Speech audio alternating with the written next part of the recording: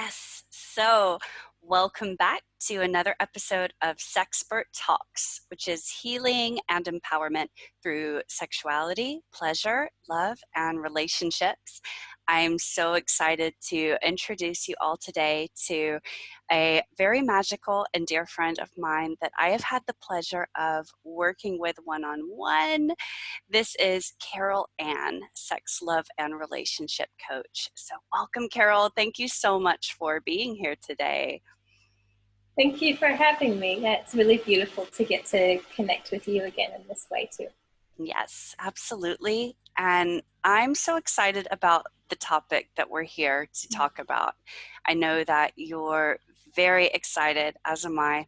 I'm passionate to talk about shame and how shame can show up in our sexuality and our sexual expression, and how to liberate yourself from shame. So I would love to know, first of all, what lights you up the most about this topic, or what makes it so important for you? Yeah, it's funny. I noticed the same thing when you talk about it. We talk about like, ooh, shame, and our like eyes get big and we look all excited, which is probably most people probably hear the word shame and they're like, oh. But I think that speaks to the understanding that of how much potential, the areas where we have shame, there's so much potential to feel so much better in those places. And I think that transformation is the thing that I get excited about, and I'm sure you do as well. And I've had a lot of shame around my sexuality and in my history, and transforming that, just I feel so much more alive and whole.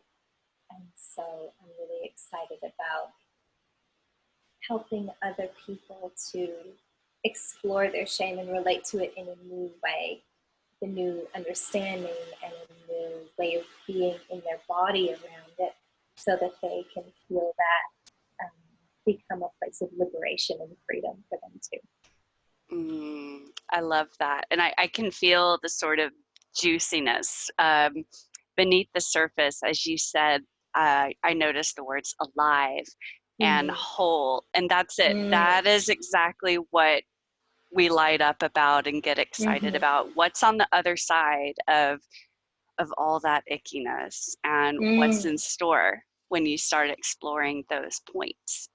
So I would love to kind of start off with a little bit of defining shame, because I feel like it's something that is so prevalent. It's probably safe to say that we all have some kind of layers around sexual shame, but it might not be so easy to relate to that. Like, oh yes, I feel shame, or I feel ashamed. So how does that show up, or how could you know if you're carrying some shame around your sexual expression? Yeah. So in my experience and what I've experienced in other people is there's this sense of like, there's something wrong with me. This part of me is really bad, really wrong, like a real sense of wrongness, and it can feel really icky and heavy, and often it can look like being shut down or numb. It can be one of the factors behind having a low libido. And when I think about shame in my body, it's kind of like a wash of heat and like a real heaviness in my lower belly, and just a deep feeling that there's something wrong with me. Is that something that you relate to? I can absolutely relate to that. It's like you said, it wasn't this feeling that, oh, I'm ashamed of this or I'm ashamed of that. It was more, this is something wrong with me. I'm not doing this or feeling this or having this, correctly. Whether it be pleasure or orgasm or something about the sexual experience. It felt like, well, this is different. My experience is different than what it should be, and what, my friends are experiencing, or, you know, what my partner has experienced with his exes. Yeah, just feeling really Yeah, different, and that yeah. it doesn't belong. Yeah. Yeah, and belonging is a big part. Like you also just mentioned that kind of comparison.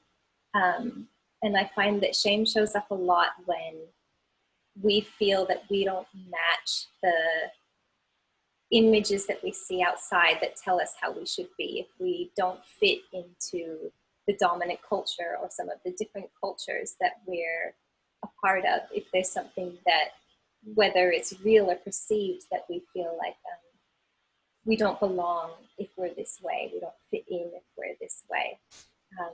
And to be clear, my personal experience is as a white woman, a cisgendered woman, pretty much heterosexual woman. And so my experience of shame um, is kind of based on those parts of my identity, and people who have different identities might experience this in different ways or stronger ways, or the messages from culture might be disproportionately stronger for them.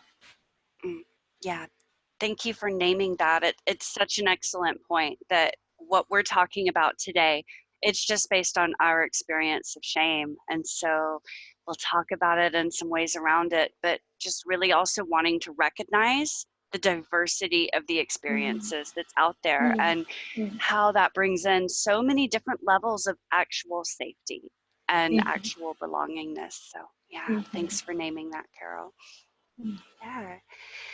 So on that note, based on your experiences, I think especially as a woman, what are some of the ways that we might be told explicitly, or just by, you know, media, just by what we see around us, that is the correct way to be, or we should be like this when it comes to mm, sexuality? yeah. There's so many, I think, especially for women in the kind of Western dominant culture. The actual, you know, there's don't be too much of this, but don't be too much of that. And then when you put all of those things together, the actual box of what's acceptable is either, you know, it's like this tiny, or it just actually doesn't exist. But it can be like, don't be too sexual, don't be a slut, but don't be a prude. Um, we're supposed to have like raging orgasms on demand within, you know, a minute, or our bodies are supposed to look a certain way and have the right size and shape of boobs, and um, all of the kind of beauty standards about what's attractive. For me personally, I grew up in the Catholic Church, so a lot of the messages that I got were you're not supposed to have sex before marriage, and don't even think about that. It's dirty, it's wrong, it's a sin. Actually, if you masturbate or have sex before marriage, you could go to hell if you don't confess your sins in the way that the, the church says is the right way. Um, and just a lot of messages that the whole sexual side of me um, wasn't really welcome unless it was being expressed with one man who I was married to. In that case, it's like you're supposed to be virginal and pure, but then you get married and you're supposed to know exactly how to um, be this perfect wife, you know? I actually have, yeah, I can see you feel a little bit of the weight of that too. Oh, yes. Yeah, it does. It brings up waves of my own experience. I did not Mm, grow up Catholic, but I grew up in a very, very um, conservative, you know, religious family and community. And it was like that with the sexual values as well, that there is a place for this, and within that place all is welcome and it's wonderful and it's to be celebrated. But that switch gets flipped when you're married, and then Mm, all works out well, and anything that happens on the other side of that journey, you don't I didn't even know what to do with it besides mm, feel ashamed of it. yeah, yeah. Oh, yes, there's so many multiple layers of how do I deal with my body and my urges and my Mm, attractions and huge pieces of mm, this identity that's a core piece of us. And mm, yes, and what was that like for you to navigate? Like, clearly it's been mm. quite a process, because here you Yeah, are as a sex, love, and relationship yeah, coach. But is there anything you'd like to share about this kind of early navigation pieces, yeah, of yeah, that journey? yeah. It it felt like very stop start. Like I would explore a little, and then I would go, no, no, no, that's wrong. I can't do that. Put it in a box. And then I would explore a little, and then I would go, no, no, no, that's wrong. And I have an actual memory of being in confession. So my belief at the time, through what I'd learned in the church, was that if I masturbated and did not confess that through the formal sacrament and process of confession with a priest, that that was the kind of thing that could get you sent to hell. And um, I was also very much a rule follower. That was one of the ways I kind of tried to protect myself, especially when I was younger. And I remember confessing, I remember being in this room and like stained glass windows and sitting on a chair directly opposite from the priest, who's like, I was maybe in intermediate school, he's an older man, and telling him that I'd been impure with myself, and just feeling like that.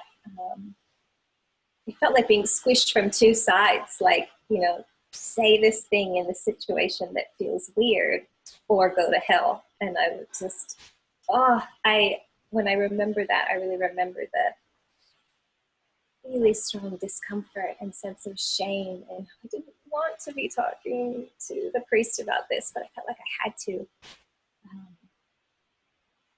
and so now I have a lot of tenderness for that young girl, and how she was really trying to do what she thought was right at the time. But it's taken a long time and a lot of unraveling to um, really claim my sexuality and own it. I'm not needed to fit those rules that I learned when I was younger. And it does take time. And it also, I find, you can change your mind about something, but it takes time for your body to catch up. It's not the same process to change your mind as it is to change your actual experience in your body sometimes. Mm, mm, 100%. And I was feeling that as you were speaking about the unraveling, that this wasn't like we talked about, that switch that goes off and on, that it even takes place on those different layers in our body, because we Mm, can believe so differently than we did, especially when we're younger, right? yeah. And I have childhood memories where I thought I had done something so terrible as a very small child, and now as an adult it's like, oh, that was no big deal, that was fine. But Mm, those emotions, and that physical lived experience can still be mm, so visceral, mm, especially mm, those more traumatic experiences, like what you were describing, of feeling like literally squished between mm, damnation and this mm. really just awful, experience that you don't want to have. Like, that can Yeah, still be so alive in our bodies. So yeah. how what are some ways, before we kind of go into the liberation, because I would love to talk about that and what it feels like, I'm just Mm, wondering if you have any tips for the listeners on how to hold those tender parts of yourself through this unraveling process, Mm, because it does feel very scary on certain levels. mm, mm. If anyone listening who feels that kind of shame, I would love to give you so much permission for it to take time and for it not to be an overnight change. Like, it really takes time, and to give yourself permission for that to be a gradual process. Um, and for me, it's really been through going deeper into my body and starting to notice when I felt that those feelings of shame, like what did that shame feel like in my body? Was it that heaviness or like tension in my lower belly, or starting to make the connection between what my body was registering and how that kind of connected to the shame, and gradually also using the tools of breath and sound and movement to let the body kind of do its part in the unraveling. So I believe that when you give your body the time and the space and the intention, your body knows what to do to return to wholeness. Mm. And yeah. Yeah. I so love that the shame around our sexuality, or our sexual expression, or our experiences of pleasure, this is all in the body. And I love Mm. that how you're sharing that the secret to that healing lies within the body as Mm-hmm. well. Mm. Mm. We're made to experience the healing and the wholeness that's there. Yeah. Mm, beautiful. And also, I think understanding that that shame, even though it feels terrible and you know that it's cutting off a part of you that feels so vital, getting to a point where you can, to whatever degree you can, understand that that shame was trying to protect you. It's trying to keep you safe by fitting in with and belonging to the the groups that you are or were a part of. Mm, I think mm, that's really helpful too. yeah. Mm, I love that. I can really feels like you were saying there's a sense of compassion and Mm-hmm. honoring for Mm-hmm. that shame. It Mm-hmm. was, yeah, at some point in time, it served its purpose, right? Yeah. There was an intention of survival, Mm-hmm. around that, not complete punishment or torture of us. It can feel that way, Mm-hmm. but it's self preservation and survival. And it it almost feels like important just to celebrate that, wow, I'm recognizing that, because it's time to move into a bit bigger, something a bit Mm. bigger, to come out of that very small box, that Yeah. you Yeah. talked about. So Yeah. so on that note, if we talk about liberation from, sexual shame, what does that look like? Can you let us know some of the ways that we would know, oh, we don't have this anymore, or we are experiencing more liberation, especially in Mm-hmm. our own bodies? Mm. Mm. Um, so I think that what it looks like practically is probably different for every person, every individual, but that the kind of key qualities are that the types of sexual experiences that you engage in are the types of sexual experiences that you truly do want to engage in. And Mm, that your kind of actual expression in terms of even how you move and the sounds you make and the way that you breathe and the way that you inhabit your body, that's all really aligned with like the natural impulses of your body and the natural expression of your body.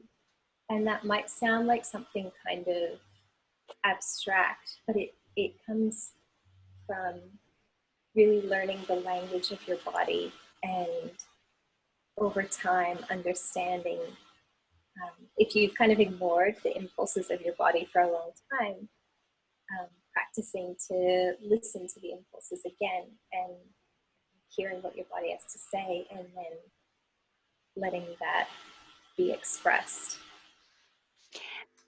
And I was thinking when I was listening to you how big of a difference that can actually be, because again, if we watch movies, and I'm not even talking about pornography, that's an entirely different thing, but just what we're shown, just even watching a TV show about the experience of sex and what sort of sounds we make, or Yeah. or faces we make, and Yeah. it's so performative, and Yeah. that might be what's your natural impulse, or your natural impulse might look completely different. Yeah.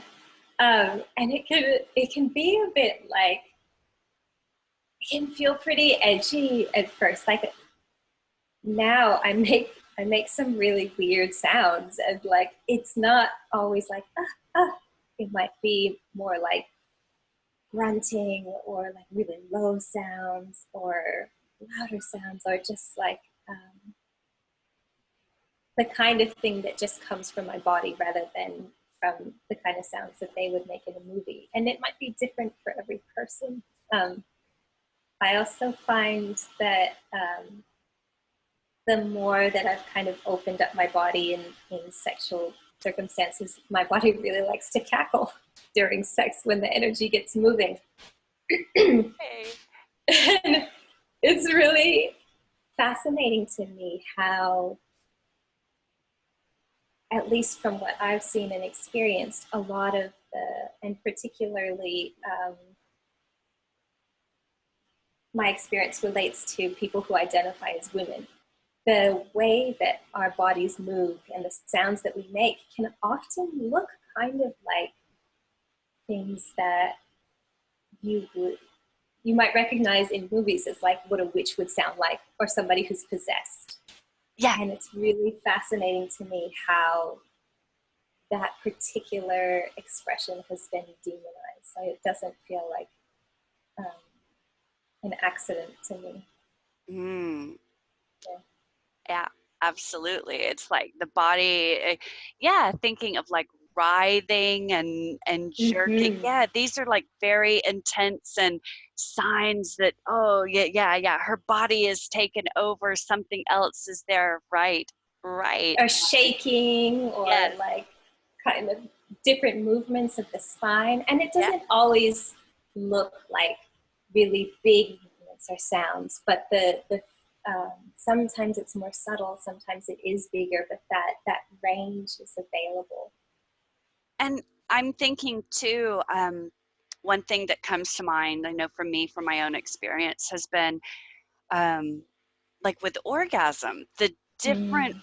waves of emotion that can come up. It might be the big, explosive, pleasurable orgasm that you see, but Yeah. with the releases that are going on, there can be the cackling and the laughter, like Yeah. explosive laughter that kind of Yeah. goes. There can also be tears. Yeah. Yeah. I've had big, waves of tears, of crying, and that took some explaining and some communication, with my partner, to say, this is fine, this Yeah. is fine. Yeah. Yeah, because the natural expression can be quite different than what we are Yeah. taught is Yeah. Yeah. good or desirable. And suddenly the spectrum grows very Yeah. much. Yeah, and you bring up a good point about communication with your partner, because especially if you're kind of doing this work on yourself and your sexuality, and your partners, they might be doing it in their own way, or they might not be doing the same kind of focus, helping them to kind of understand what's happening, and managing their levels of comfort too can be something that takes real effort and skill. Like when I first started cackling, my partner, and I share this with his permission. He was really freaked out because it sounded like an evil witch from a movie. And he had that association. Um, but he said that once I explained to him a bit more about how that was like the natural impulse of my body, and that a lot of these things have been demonized and made out to be evil witchcraft, but they're really just the natural, powerful expression in a woman's body. Having that understanding really helped him to get more comfortable with it. But it's not always good communication is so important, but it's not going to protect you. Like nothing can protect you from ever hurting each other's feelings or getting freaked out sometimes. Or good communication sometimes is the thing that helps you to move through it rather than prevent it. If that makes sense. Yeah. Oh, absolutely. And I'm even thinking as we talk about shame and, holding shame about our bodies and our responses and our impulses and moving through that, I'm feeling how much safety you would want to nourish in yourself to maybe even have those conversations. Yeah. It feels like there's a really big internal well that we'd want to build up, for ourselves throughout this process. Definitely. And I think too, that's one of the big benefits of self-pleasure. I'm a huge fan of women, of people in general, just exploring their own bodies by themselves. So you can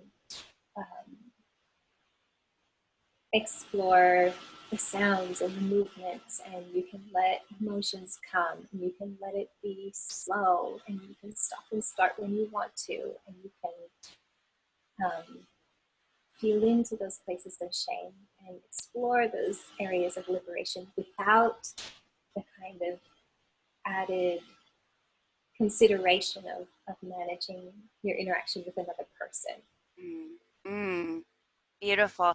Because I was just thinking to ask you if someone's listening and they're noticing, oh, I relate to this, and yes, I relate to this, and I know there are these areas that I would like to feel a lot more free and comfortable with.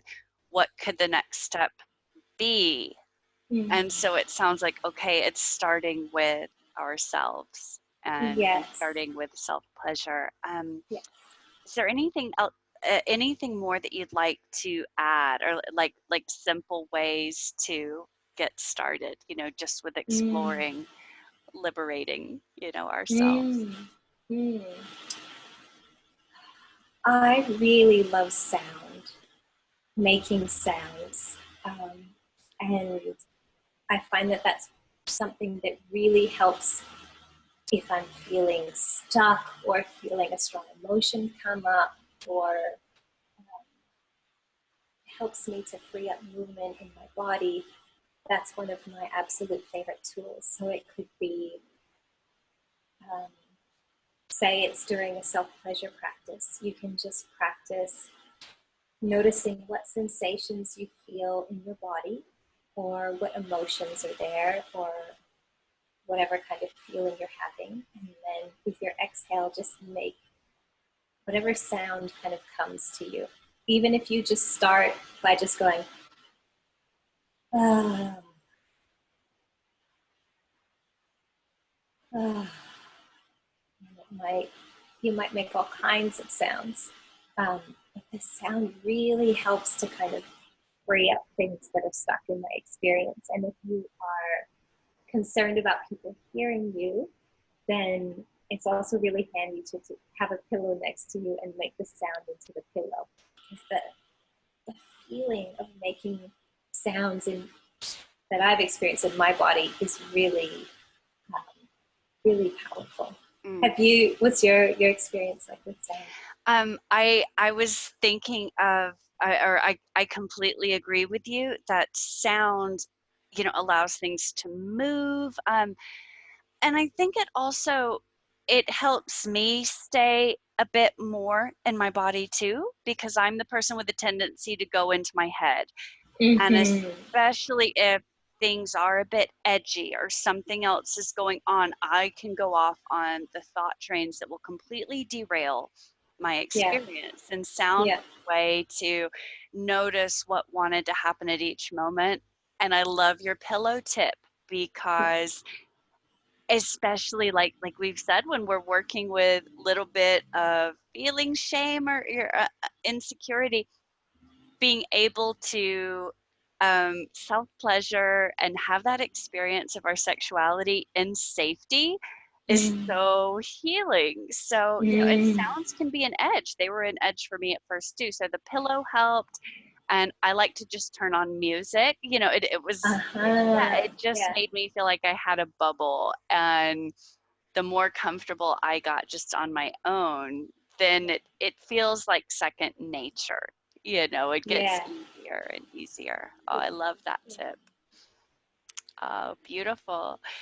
So you've shared with us about, how you noticed shame, showing up for yourself. And we've talked about some ways that listeners might be aware of shame that they're holding, or Mm. ways that they're holding themselves back, or feeling less than whole, in their Yeah. own experience of their sexuality. And also how the opposite, or the release from that, the tools lie in the body. Mm. And I love that you invited everyone to go slowly, that permission Mm. to go slow. and Mhm. and I'm also hearing just how you were describing with the sound. It's like very small, step by step, piece by piece. They weren't big, giant, sweeping, scary, things that Yeah, we had to yeah, do at one time. yeah. And I'm also wondering if this is a message that is really landing with the people listening, and they would like to know a lot more. How can they work with you? What would be some ways to get a lot more of this gold and this wisdom that you have to Mhm. share? Yeah. I do one-on-one coaching, either in person. I live just a little bit north of Sydney in Australia, or online, like we're doing right now. That's the main way to work with me right now. But I have lots of plans for workshops and retreats in the future, so you can stay tuned for Beautiful. And I can speak right now as someone that has received the joy that. of Carol's one-on-one work. I can wholeheartedly recommend it, and I love your gentle yet very liberating Mm, approach. thank you. Where can we find you? What are the best ways to get to know you a little bit more, and to follow your work, or reach out and get more information about the one-on-one coaching? Mhm. I have a podcast. It's called Reawakening Love and Power with Carol Anne, that you can find on Spotify, on Apple Podcasts, anywhere podcasts are available. And that is recorded anonymous coaching sessions, which I really love. You can hear other people's experiences and hear the way that we kind of descend into their bodies and speak the language of their bodies and work with the body to with whatever they've come to me with. I really love doing that. You can find me on Instagram at Carol Anne Alive. And if you would like to book a one-on-one call with me to talk about what it might look like to work together, you can do that on my website, carolanne.com.au. Oh, beautiful. Beautiful. I love that, getting to actually go into and witness, the experience. And I'm sure that there's healing for everyone in witnessing another's journey, there's so Yeah. much that we can Yeah. experience ourselves. Yeah. Beautiful. Thank you for sharing everything today. And of course, I will link all of the links you've shared to your podcast and your Instagram. They will be in the show notes, whether you're listening through the podcast or you're watching YouTube. And this will also be in our Sexpert Talks Facebook group, and we'll tag you as well so that, Thank you. yeah, people can even share with you directly. So Thank thank you. you so much. I really enjoyed this talk with you today. Thank you. And yeah, just wishing freedom and liberation to all of our listeners. Thank Thank you you. so much. So, and also I'll provide the link for this in the comments as well. But for anyone listening, I'm going to create a practice based on what we talked about today, with using the practice of sound in a gentle but deliberate way to work with shame and shift shame in your body and in your sexuality. So you'll be able to find that in the links below as well. Oh, that's great. Can't wait to check it out and Thank experience you. some freedom through sound. All right. Thanks again, Carol. Thank you.